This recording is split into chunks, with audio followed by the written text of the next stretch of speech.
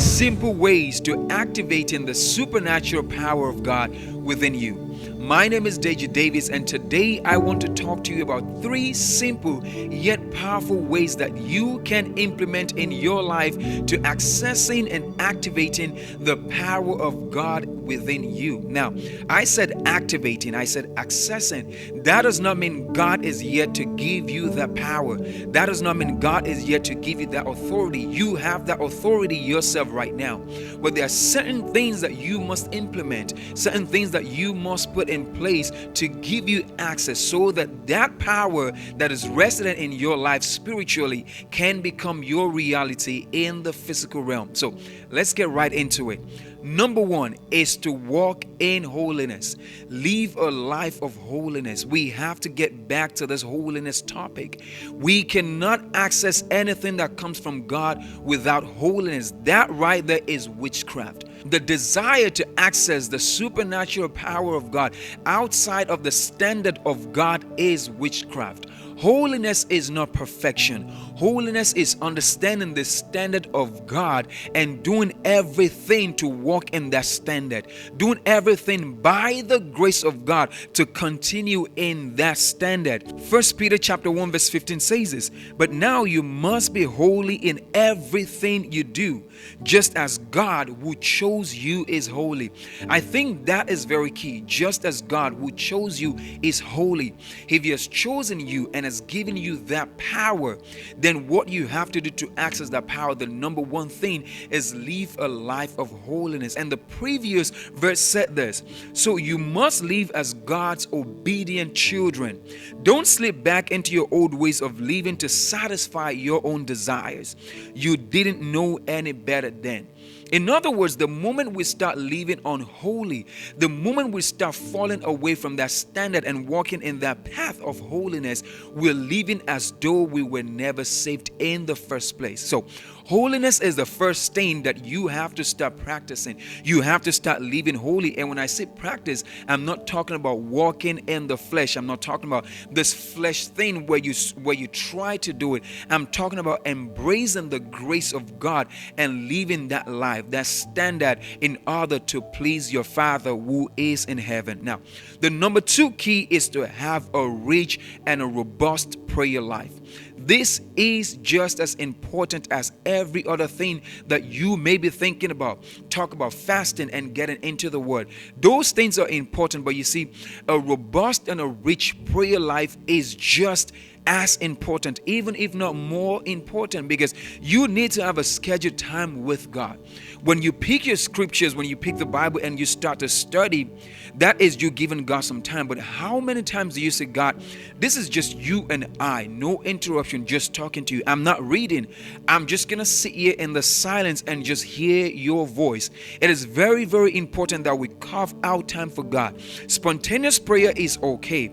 Praying as you go by your day is all right, but we must get into a serious pattern, into an intentional pattern of scheduling time with God, making an appointment with God and saying, God, no one will interrupt this. No one will cut me or we step in between you and I as far as this time is concerned. Listen to this. Mark 1:32-37 says this. That evening after sunset, many sick and demon-possessed people were brought to Jesus.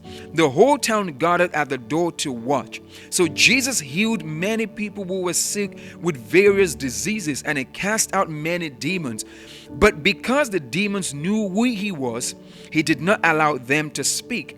Before daybreak the next morning, Jesus got up and went out to an isolated place to pray.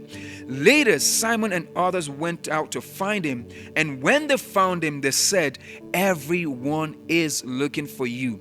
Listen, this is Jesus Christ Himself. Jesus Christ's reality was signs and wonders, healing the sick, casting out demons. Yet, that reality never distracted Jesus' time with the Father.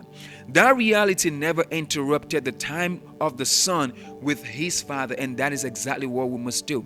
Right now, we are trying to access and to live in that life, that spiritual reality.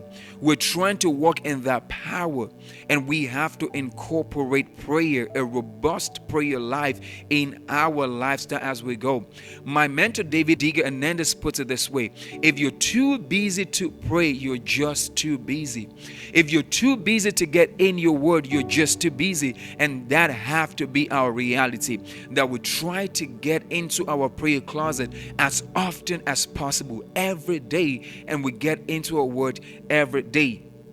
The third key is another simple key, but very, very powerful, and that is absolute faith, absolute surrender. You must have complete and total faith in the one who has chosen you. Don't go trying to cast out demons and wrought signs and wonders in your own power, in your own authority. It is very, very important that we have faith in the one who has called us. When we live a life of holiness and we have a robust prayer life, we have to step out in faith. But the faith is not in ourselves, but in the one who has chosen us, and the one who has called us. Now, watch this. Matthew chapter 17 from verse 17 to 20 says this: Jesus said, "You faithless and corrupt people, how long must I be with you? How long must I put up with you? Bring the boy to me." Then Jesus rebuked the demon in the boy, and it left him. From that moment, the boy was well. Afterwards, the disciple asked Jesus privately, "Why couldn't we cast out that demon?" "You don't have enough faith," Jesus told him. "I tell you the truth. If you had faith, even as small as a mustard seed, you could say to this mountain, 'Move from here to there,' and it would move. Nothing will be impossible." That is so powerful. Jesus Christ is confirming that with faith, nothing is impossible for God.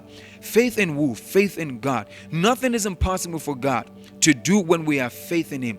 Nothing is impossible for Him to do when we have faith in Him. You can imagine these disciples trying to cast out demons, trying to cast out this demon from this little boy. And I could almost imagine them just shouting and just yelling at this demon. And oftentimes, isn't that what we do?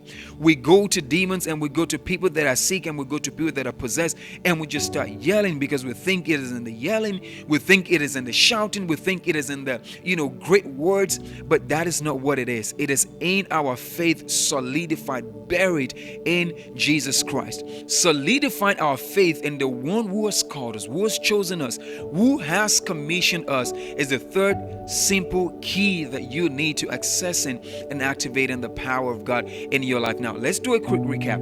Number one is to live a life of holiness. If you want to activate, access that power that is resident in your life, you need to live a life of holiness.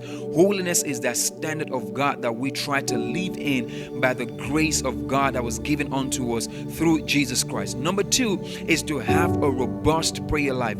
Have a very, very rich prayer life. That means scheduling time with the Lord Jesus Christ. That means saying, "God, nothing will interrupt my time with you. I am going to give you this amount of time every day of my life. As I go by my day, I get to talk to you, not just spontaneously, but scheduled with you." Number three is to have faith in the one who has called, who has chosen, and who has commissioned us.